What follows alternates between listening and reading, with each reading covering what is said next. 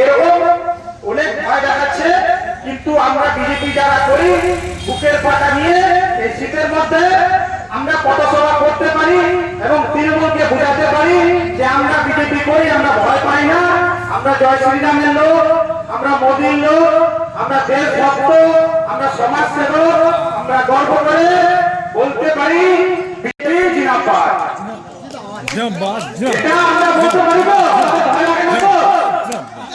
এবার আমরা আছি সামনে আমাদের ভোট, এখানকার মন্ত্রী অনেকে আমরা বলি হাফ প্যান্ট মন্ত্রী, এটাও বলি এই অঞ্চলের মন্ত্রী, উনি ভোটের আগে বড় বড় পোস্টার করে ব্যানার করে প্রচার করেছিলেন কি হেন্তাবাদে উনি কলেজ দেবেন, হেন্তাবাদে উনি মানে শিক্ষার একটা কলেজ স্থাপন করবেন। আমাদের হেন্তাবাদ বিধানসভার মধ্যে আমাদের একটা কলেজ আছে, আমরা দেখাতে পাবো?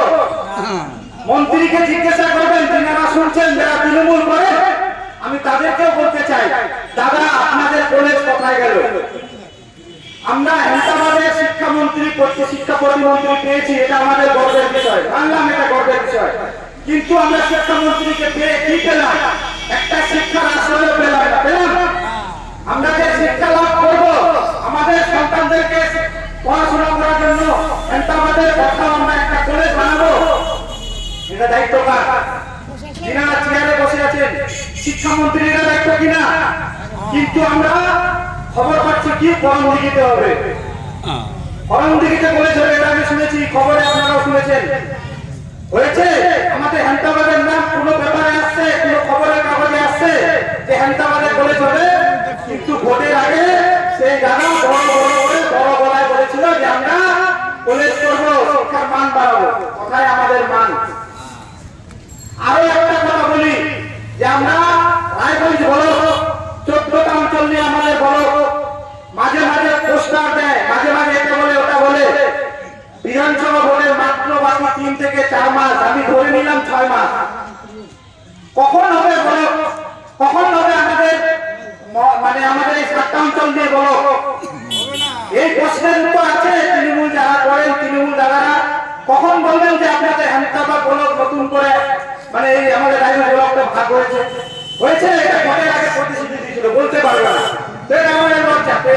তৃণমূল যারা করে তার রানী থেকে শুরু করে সবাই ভাতা দেয়, উনার রানী তো ভাতাবাদ, মিথ্যাবাদ, মিথ্যাশ্রী, এইসব নাম দিয়ে উনি আছেন ঠিকই ক্ষমতায়, আমাদেরকে ভাতা বুঝাচ্ছে।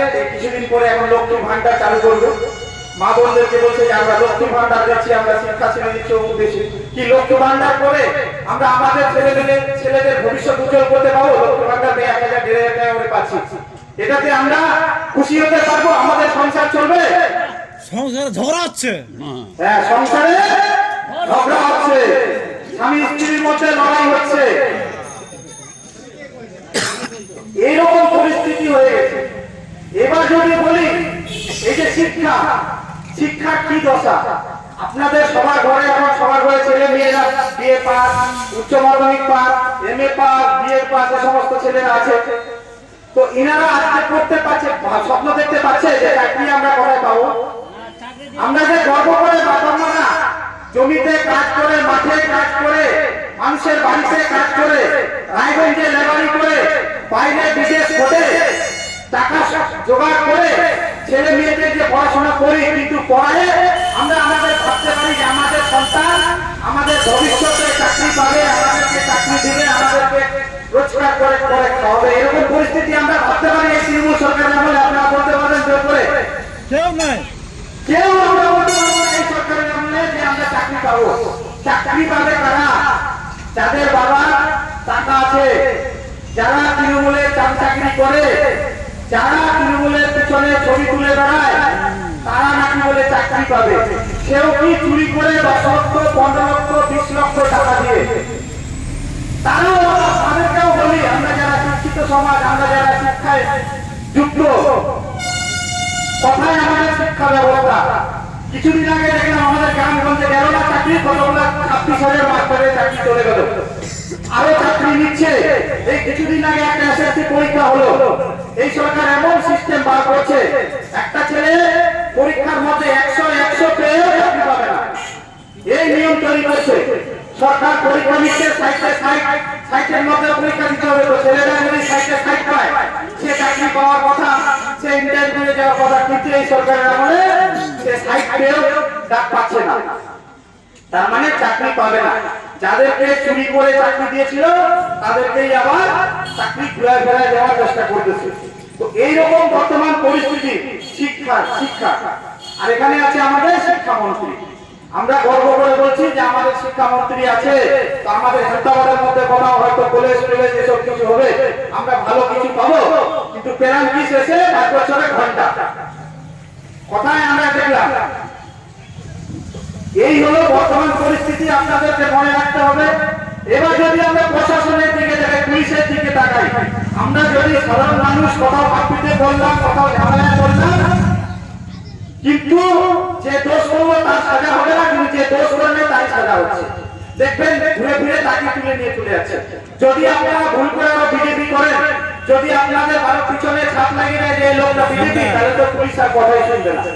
তৃণমূলের নেতারা আগে বাড়িতে ফোন করে দিচ্ছে, থানাতে জানা দিচ্ছে ও বিজেপি করে, ওকে দেখবেন না, বাস পুলিশ সেটাই করতেছে। তো এটা কি আমাদের প্রশাসন, এটা কি আমাদের সিস্টেম, এটা কি আমাদের গণতন্ত্র? এরকম রাজ আছে এই পশ্চিম বাংলায়। তো আমরা আজকে এটুকুই বলতে চাই যে এই পরিস্থিতিতে আমাদেরকে এখন জাগ্রত হতে হবে। আমরা কতদিন দেখবো এই পরিস্থিতি? আমরা দেখেছি বিহার, আমরা কিছুদিন আগে বিহারে দেখলাম, বিহারের মানুষ সজাগ, মোদী উপরে কেন্দ্রে বিজেপি, বিহারের মধ্যে বিজেপি এমন উপহার দিল, আজকে আমরা বিহারের মধ্যে আর ভারতবর্ষের মধ্যে বিজেপি রেজাল্ট, সেই কোথাও এরকম রেজাল্ট আমরা দেখতে পাইনি। এরকম পরিস্থিতিতে আমরা আপনাদের কাছে ভারতীয় জনতা পার্টির সৈনিক হিসেবে আজকে আগ্রহ করছি, আজকের এই আপনাদের জগদীশপুর হাটসভায়, যে আপনারা আরো সজাগ হন। আপনারা আমাদের ভারতীয় জনতা পার্টির এখানে পঞ্চায়েত প্রতিনিধি নির্বাচিত করেছেন, কিন্তু আমরা আরো জেগে যাতে পশ্চিমবাংলা থেকে এই তৃণমূলকে বিদায় করতে পারি, আমরা এই বিদায় করে আমরা যাতে সোনার বাংলা করতে পারি, আমরা যাতে ভদ্র সমাজ করতে পারি, আমরা যাতে শিক্ষার মান প্রতিষ্ঠিত করতে পারি, আমরা যাতে মহিলাদের সম্মান বৃদ্ধি করতে পারি, আমরা যাতে 100 দিনের সুস্থ কাজ প্রদান করতে পারি, এই সমস্ত প্রতিজ্ঞাবদ্ধ ভারতীয় জনতা পার্টি নিচ্ছে। এবং পশ্চিমবাংলায় আমরা একবারের জন্য হলেও ডবল ইঞ্জিন আনার জন্য ভারতীয় জনতা পার্টি হয়ে যেভাবে লড়াই করতে হয়, যতদিন পর্যন্ত আমরা তৃণমূলকে উৎখাত করতে পারি, তার প্রতিজ্ঞা নিয়ে আমরা এই বিজেপির সংগ্রাম চালিয়ে যাব। সকলকে